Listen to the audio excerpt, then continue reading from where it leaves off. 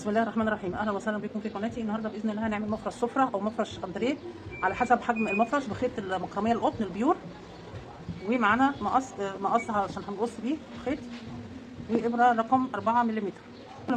قبل ما نبدا الفيديو هنسمي بسم الله ونصلي على رسول الله. اللهم صل وسلم وبارك على سيدنا محمد وعلى اله وصحبه اجمعين. ده خيط مقاميه قطن بيور، وزن البقره 250 جرام.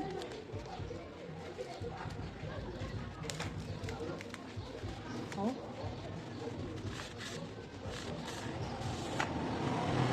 طلع كده طرف الخيط تمام اهو.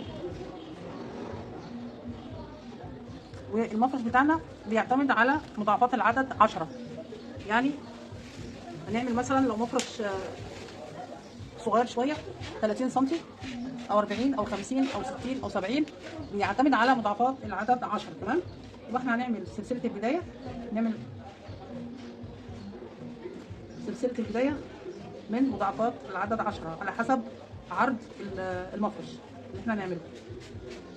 دي نعمل عقده البدايه اولا كده، نرتفع ب 70 غرزه سلسله، رقم يكون من مضاعفات العدد 10. لو عايزين مفرش لترابيزه انتريه ممكن 40 او 50 غرزه سلسله تمام. يبقى احنا كده هنرتفع بعدد من السلاسل بحيث ان هو يكون من مضاعفات العدد 10. كده عملت 70 غرزه سلسله، نرتفع بواحد سلسله تمام. ندخل في اول غرزه بعد الارتفاع نعمل غرزه حشو. ده الاساس اللي احنا هنبني عليه الشغل. السطر كله هيبقى غرز حشو. كده انا عملت السطر بتاع غرز الحشو، ده السطر اللي هبني عليه الغرزه. هنرتفع بثلاثه سلسله ونلف الشغل وناخد لفه على الابره، ندخل في نفس المكان نعمل عمود بلفه، وبعد نعتبر سلاسل ارتفاع بعمود وعملنا عمود في نفس المكان. نعمل واحد سلسله 4 غرز وندخل في الغرزه الخامسه.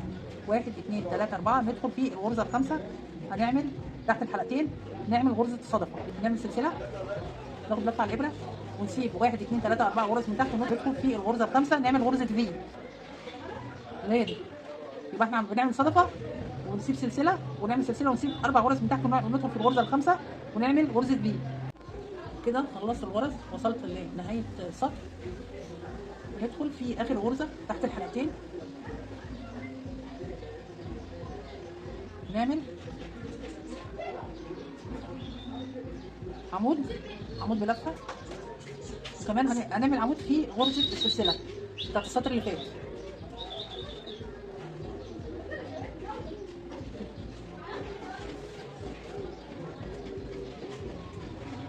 زي ما ابتدينا السطر ب2 عمود اهو، ابتدينا السطر ب2 عمود، نهينا السطر ب2 عمود.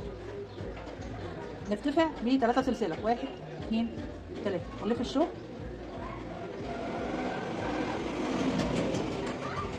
ناخد لفه على الابره في نفس المكان. هنعمل كمان عمود بلفه، يبقى بدايه السطر 2 عمود بلفه ونهايه السطر 2 عمود بلفه. نعمل سلسله ناخد لفه على الابره في الفراغ بتاع الصدفه، هنعمل صدفه جديده. يبقى ونستمر بهذا النمط لغايه نهايه السطر اهو، المفرش بتاعنا اهو، ونرتفع بعدد من السطور لغايه لما نحصل على الطول المفرش اللي احنا عايزينه. هنرجع نشوف احنا هنعمل اخر السطر ازاي تمام. يبقى كده احنا هنرتفع بعدد من السطور نفس النمط ونرجع نشوف شكل المفرش ازاي. كده انا خلصت سطور، عملت 31 سطر ونهيت السطر بغرز سلسله وحشو. عملت 5 غرزه سلسله وغرزه حشو في الفراغ اللي في الغرز اللي هي في غرزه الصدفه، 5 سلسله وغرزه حشو في غرزه الفي، و5 سلسله وغرزه حشو في الصدفه، وهكذا لغايه لما خلصت السطر. عملت 31 سطر. فهنكمل نرتفع بعدد من السطور، هنعمل 31 سطر في الاتجاه المعاكس ده كده، يعني هنقلب الشغل كده وهنبتدي الشغل من اول السطر بتاع غرز الحشو. اول غرزه هندخل تحت الحلقتين ونرتفع 3 سلسله، نسحب خيط نرتفع 3 سلسله 1 2 3، وفي نفس الغرزه نعمل غرزه عمود بلفه. ده الكلام ده في غرز في السطر بتاع غرز الحشو. وغرزه السلسله ناخد لفه على الابره ندخل في الغرزه بتاعه الصدفه اللي هي بمقلوب في السطر في اول سطر تمام. هنعمل غرزه صدفه كده 1 2 3 سلسله واحده و3 غرزه عمود في نفس المكان. 1 2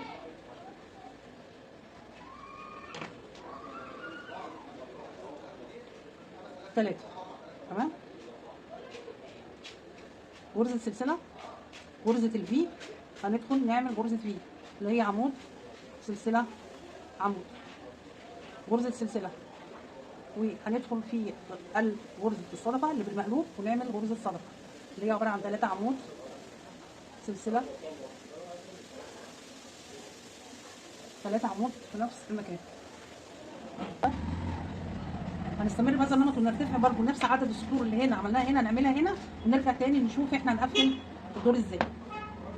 يبقى احنا كده في اول سطر اللي هو السطر بتاع غرز الحشو عملنا نفس الشغل. يعني هنا ابتدينا باثنين عمود سلسله غرزه صدف، سلسله غرزه في، سلسله غرزه صدف، سلسله غرزه في.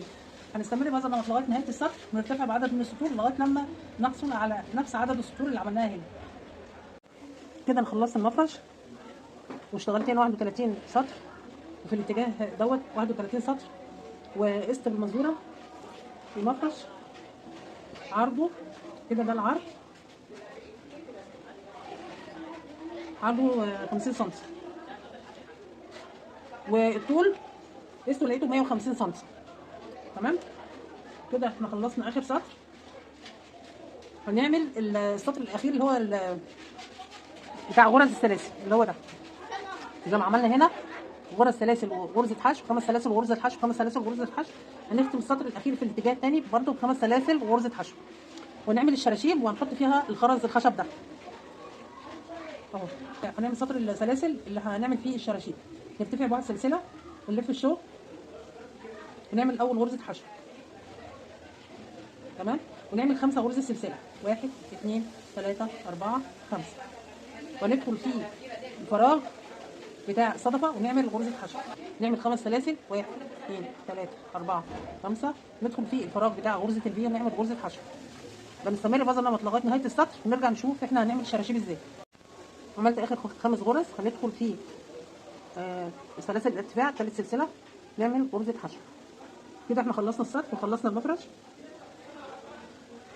هنقص الخيط على مسافه كده اهو، ونرفع الخيط لفوق ونعمل عقده تثبيت عشان الخيط ما يفكش.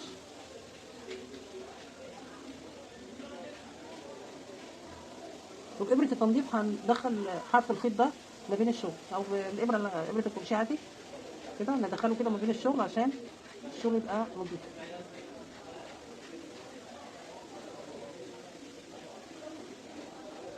كده خلصنا المفرش زي ما قلت، عرضه 50 سم وطوله 150 سم. هنعمل الشراشيب. الشراشيب هنعملها في غرزه الصدفه، يعني هنعمل الشراشيب اللي نعلقها هنا وهنا. هنعد بقى كام صدفه، 1 2 3 4 5 6 7، 7 في الاتجاه ده و7 في الاتجاه ده، يبقى هنحتاج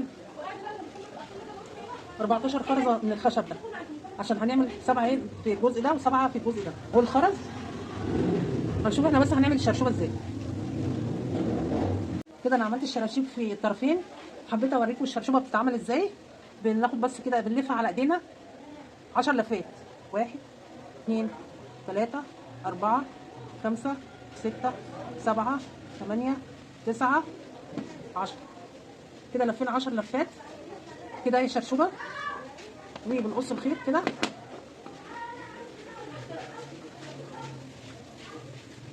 اهي كده، وهناخد جزء من الخيط ونجوزه كده وندخله في الشرشوبه عشان نربطها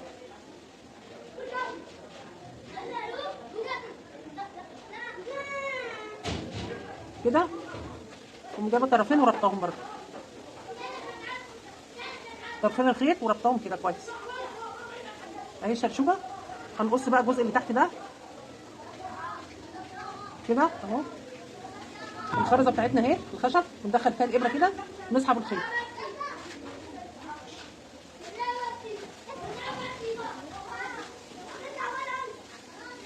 اهي، ونربط طرفين الخيط دولت مع بعض.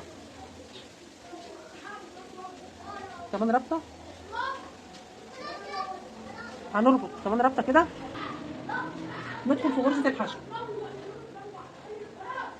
نسحب طرف الخيط، نسحب طرف الخيط كده لجوه، نسحب الطرف التاني،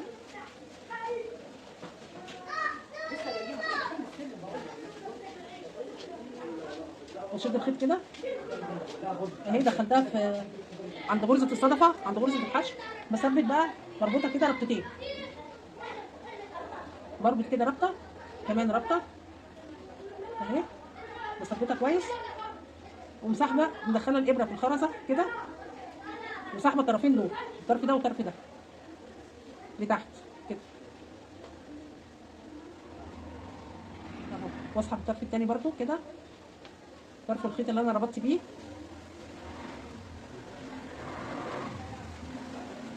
كده اهو، واشد كويس، واسوي الشرشوبه بقى، هسوي الطروف ديت كده بالمقص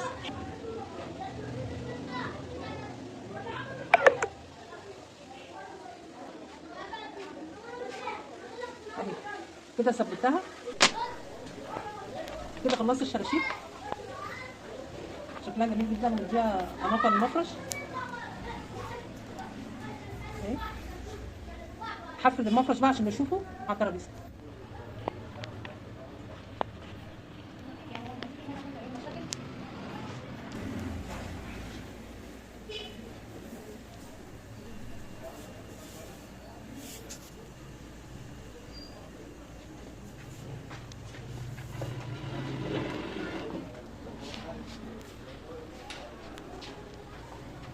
اهي الشراشيب ده كده، الفيديو بتاعنا خلص. الشراشيب من الجنبين والمفرش خلص، بسم الله ما شاء الله، طوله جميل، طوله 150 سم وعرضه 50 سم. كده الفيديو بتاعنا خلص. ارجو لو عجبكم الفيديو تقولوا لي رايكم في الكومنتات، وارجو تدعموني، تشتركوا في القناه عشان يوصلكم كل جديد. دمتم بخير، والى اللقاء في فيديو اخر، والسلام عليكم ورحمه الله وبركاته.